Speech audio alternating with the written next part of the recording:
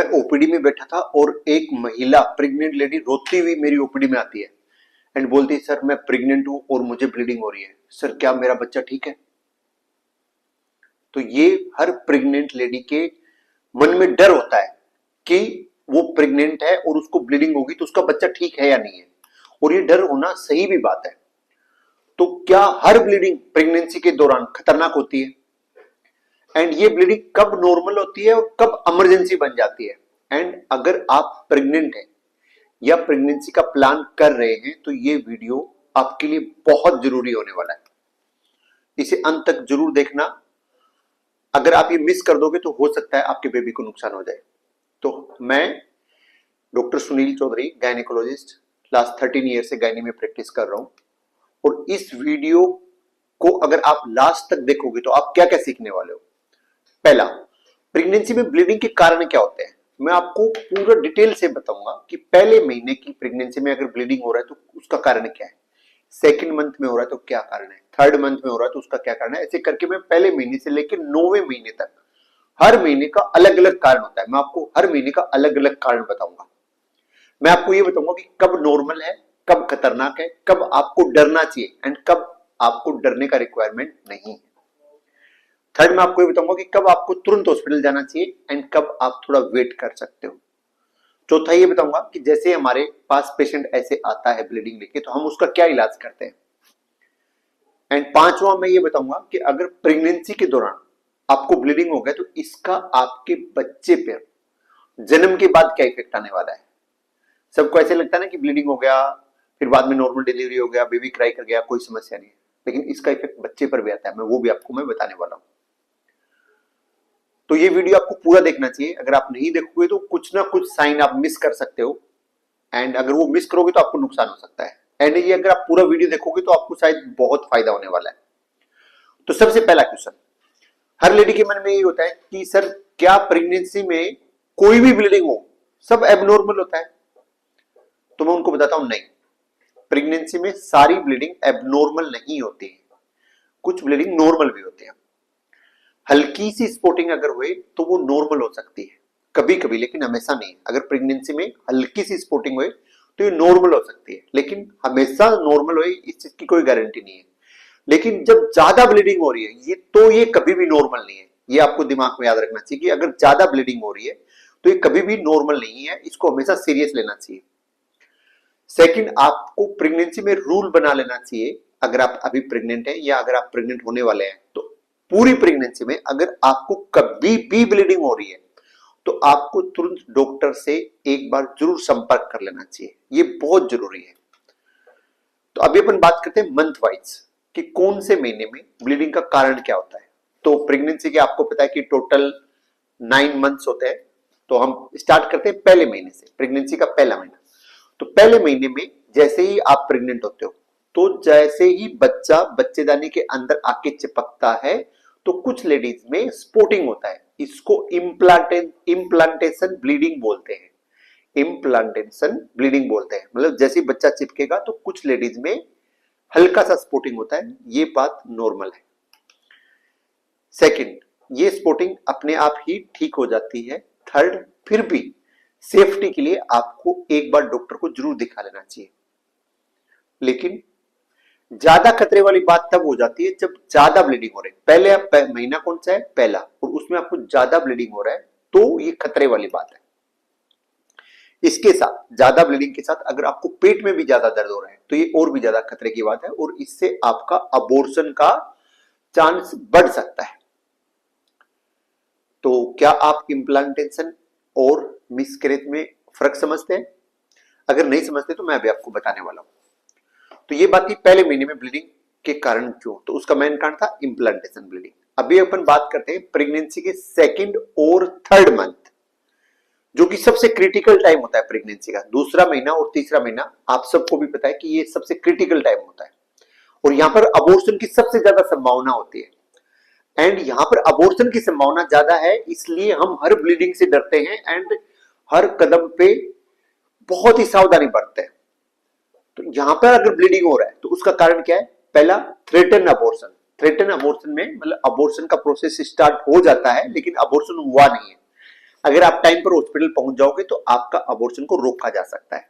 पहला threaten abortion, दूसरा complete abortion, कई बार पूरा बच्चा ही निकल जाता है तो उसकी वजह से ब्लीडिंग होता है, ठीक है, तो वो अल्ट्रासाउंड करने के बाद पता चलता है कि पूरा बच्चा निकल गया। एंड थर्ड एक होता है एक्टोपिक प्रेगनेंसी, जिसको नॉर्मल हिंदी भाषा में हम पेशेंट को समझाते हैं कि बच्चा बच्चेदानी के अंदर नहीं होके ट्यूब के अंदर फंसा हुआ था। तो जब बच्चा ट्यूब के अंदर फंसा हुआ होता है तो पेशेंट को बहुत ज्यादा पेट दर्द होता है, तो एंड पेट दर्द के साथ साथ उसको ब्लीडिंग भी होता है। तो अगर दोनों चीज आपको एक साथ हो रहे हैं, ब्लीडिंग भी हो रहा है एंड बहुत ज्यादा पेट दर्द भी हो रहा है एंड इसके साथ साथ कई बार पेशेंट को थोड़े थोड़े चक्कर भी आ रहे हैं, तो उस टाइम एक्टोपिक प्रेगनेंसी दिमाग में जरूर सोच लेना चाहिए। तो ये मेन कारण क्या थे ब्लीडिंग के सेकंड और थर्ड महीने में, सबसे क्रिटिकल फेज। यहां पर कोई भी ब्लीडिंग को आपको नॉर्मल नहीं लेना है। अभी मैं आपको एक मेरे पेशेंट की स्टोरी बताता हूं। एक पेशेंट थी, उसको ब्लीडिंग हुआ 2 दिन से, उसने अपने आप मन बना लिया कि नहीं ये तो इम्प्लांटेशन ब्लीडिंग है। वो हमारे पास 2 दिन बाद आई, 2 दिन बाद आई तो हमने अल्ट्रासाउंड किया तो उसका पूरा अबॉर्शन हो चुका था। एंड एक दूसरे पेशेंट की भी कहानी बताता हूं, सेम 2 महीने का उसका प्रेगनेंसी था। उसको जैसे ब्लीडिंग स्टार्ट हुआ उसने बिल्कुल लेट नहीं किया, वो रात को ही हमारे पास आ गई। हमने उसका अल्ट्रासाउंड किया तो बच्चा अंदर ठीक था, उसका हार्ट बीट भी चल रहा था, उसको हमने दवाइयां दी एंड उसका अबॉर्शन को हमने रोक लिया। तो दूसरी लेडी थी वो समझदार थी, तुरंत हॉस्पिटल आ गई तो उसका बच्चा बच गया। पहली लेडी ने क्या किया, घर पे 2 घंटे वेस्ट कर दिए एंड उसकी वजह से घर पे उसने 2 दिन वेस्ट कर दिए, उसकी वजह से उसका अबॉर्शन हो गया। तो आपको समझदार बनना चाहिए। अभी आप आगे और वीडियो देखोगे तो आपको और समझ में आएगा कि कब क्या करना है। तो जो प्रेगनेंसी होती है, कितने लोगों को ब्लीडिंग होता है, आपको ऐसे लग रहा होगा कितने लोगों को ब्लीडिंग होता है, तो स्टडीज के हिसाब से अगर 100 लेडीज प्रेग्नेंट होते हैं तो उसमें से 10 से 15 लेडीज को ब्लीडिंग होता ही होता है अर्ली प्रेगनेंसी में एंड उसको ट्रीटमेंट लेना पड़ता है। तो 10 से 15% में नॉर्मल है। लेकिन नॉर्मल का मतलब ये नहीं कि आपको हॉस्पिटल नहीं जाना, 10 से 15% लोगों में ब्लीडिंग होता है। लेकिन खतरे वाली बात कब बढ़ जाती है, जब आपको पेट में जोर से ज्यादा दर्द हो, आपको चक्कर आने लग जाए, मतलब एक्टोपिक प्रेगनेंसी, ट्यूब वाली प्रेगनेंसी की संभावना बढ़ जाती है। तो कोई भी ब्लीडिंग अर्ली प्रेगनेंसी में आपको नॉर्मल नहीं लेना, तुरंत हॉस्पिटल जाना है। तो ये हमने बात करी तीसरे महीने तक। अभी हम बात करेंगे चौथे, 5वें एंड 6ठे महीने के अंदर।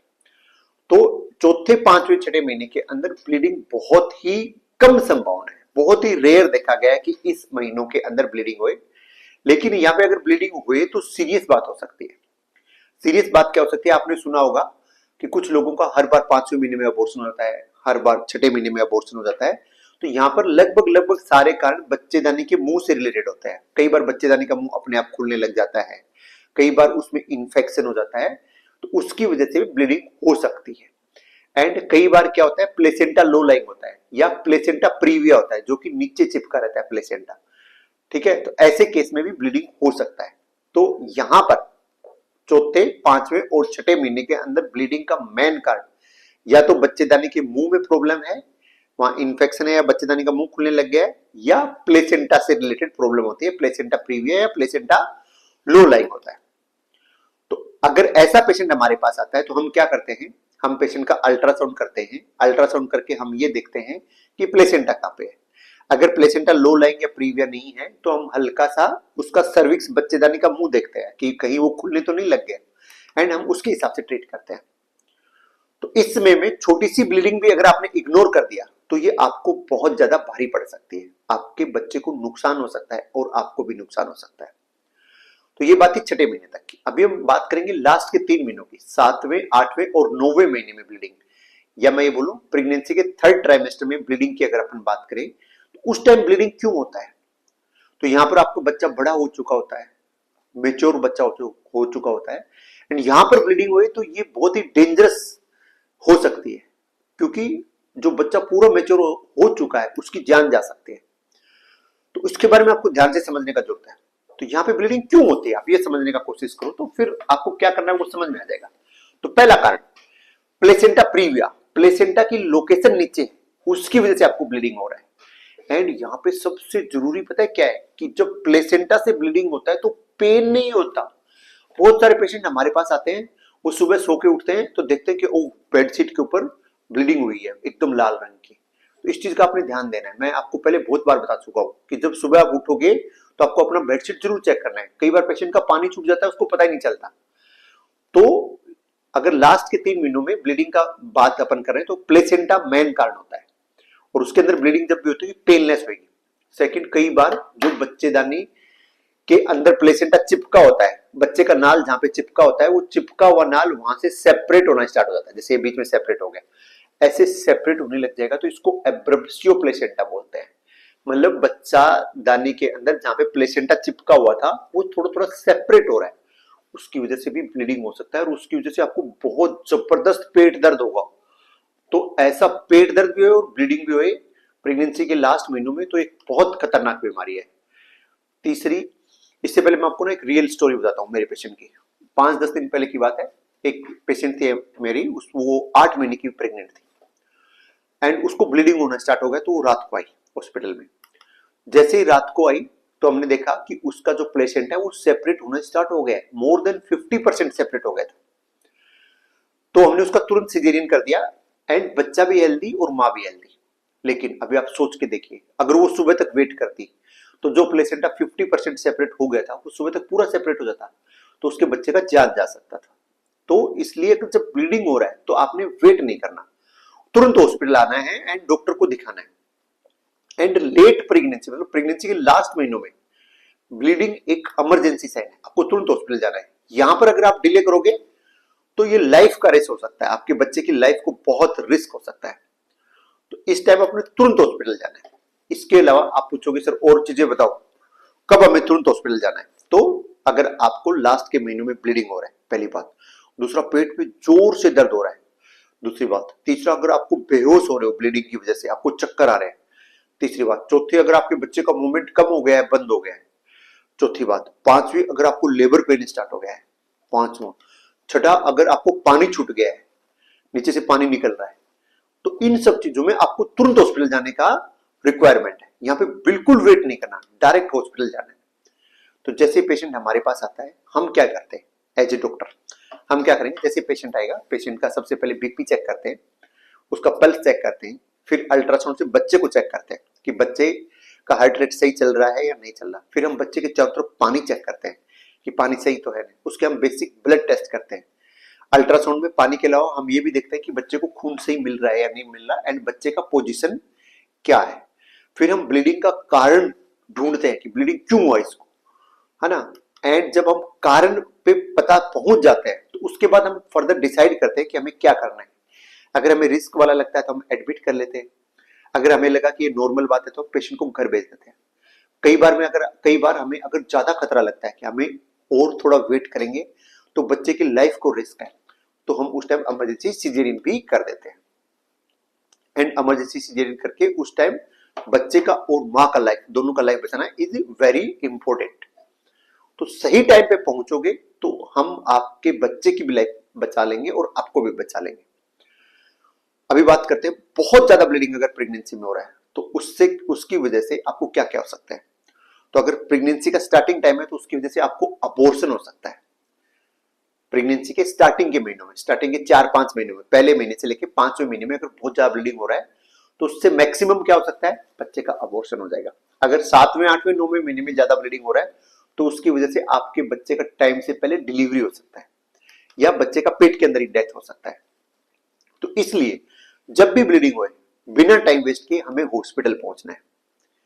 अगर आप तुरंत हॉस्पिटल नहीं जा सकते हो किसी भी कारण की वजह से और आपको ब्लीडिंग हो रहा है एंड हॉस्पिटल जाने के आपके लिए सारे रास्ते बंद है, कोई घर पे है नहीं, आपके पास फोन नहीं है, कुछ भी नहीं है, उस टाइम आपने क्या करना चाहिए, आपने आराम करना चाहिए, रेस्ट करो।